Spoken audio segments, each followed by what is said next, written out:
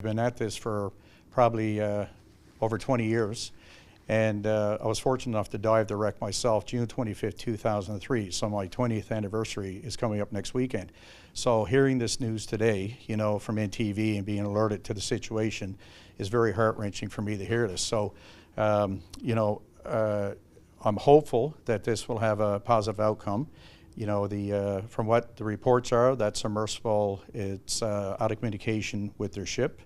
The technology that's available now compared to what I did 20 years ago in a Russian submersible, which was high tech then, I'm confident and, that, they have the best gear available, that they can use for this kind of work. So, my hopes are that they do a speedy rescue, recovery, and it ends well. Again, based on my expedition, June 25th, 2003, the vessel would leave St. John's. In the case of this expedition, it based out of St. John's, would travel out to the Titanic site. So you're out 350 nautical miles off the coast of Newfoundland, so you're south off our coast. You're down 2.5 miles. So when we're at depth, we have a water column of about 2.5 miles on top of us. And a depth pressure at the site of the Titanic at the bottom is about 7,000 psi. So it's a very technical operation. You have to have the right equipment. It takes probably, in our case, it took probably a couple of days to get out the site. I was fortunate enough to dive with the Russians, the same team and equipment that James Cameron, my friend, used to make the Titanic movie. So in our case, we had 2 submersibles. So if we had any issues, our backup would be mirrored too. So if we had anything happen where we had a little incident, which wasn't really an incident, but we had something go a little off the usual, and right away we sent a signal to our other sub to come have a look. But it turned out it was just our ballast was not set properly, and when we lifted up, off the sea floor, it would trigger something that put us back down. So that was our kind of, our backup there. In this case, they don't have another sub out there, but there is assets in the area that can be deployed there. So that's a positive thing, that there is equipment, not necessarily deep submersible, but there's other assets that are in the area that can be brought out to the site. We're in 2023. Technology changes rapidly, in submersible diving and, in deep sea operations. I know that I've worked with other groups in the past, and one was in 2019 where the team did the 5 deeps. They dove the 5 deepest oceans in the world, which are, the locations were much deeper than the Titanic are. And,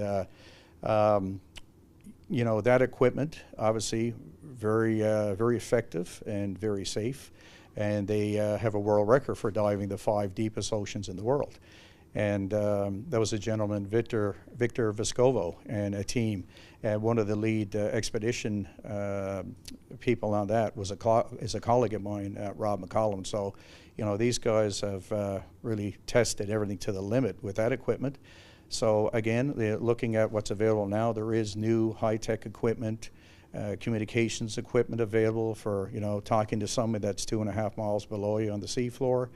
And so on. And again, like the governments have assets available too. Private companies have assets available. Some are actually manufactured here in Newfoundland, autonomous underwater vehicles, which can certainly be worked in that area too.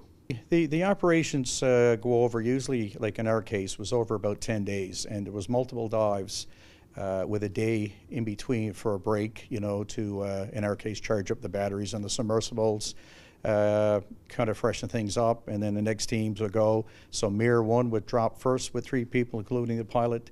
About a half hour after, Mirror 2 would drop, and so on.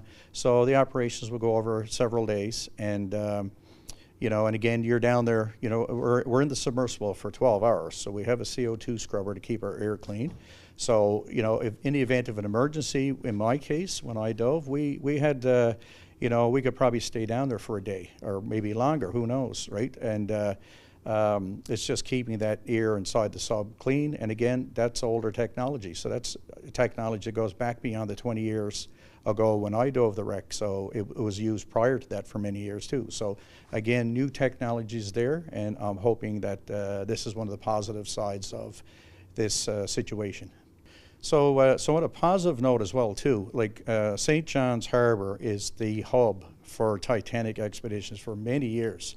So my first expedition that I was involved with doing logistics was Expedition 1998, where I had a vessel chartered out there housing Dateline NBC and Discovery Channel, and there was 3 other vessels out there, including the French vessel from Ifremer that had their submersible on it, Nautil. And Nautil was the submersible used back then in 1998 to dive the wreck. So having St. John's Harbor as the base for ops, you know, to go to the Titanic site, it's a big, big positive for this situation, because there is, you know, a fleet of supply vessels out there carrying ROVs, you know, autonomous underwater vehicles. You have technicians, ROV operators, and so on, and the crews, you know, that can quickly respond to a situation, you know, which they have in the past, you know, and the most recent one, you know, was the Cougar situation, you know, the crash, you know, in 2009. Right away, one of the supply vessels, you know, responded to that, you know, that crisis, you know, really fast, and was instrumental in, you know, in that case, it was, you know, recovering the helicopter and so on. And you know, a sad situation, but again, you know, the assets are nearby to be deployed.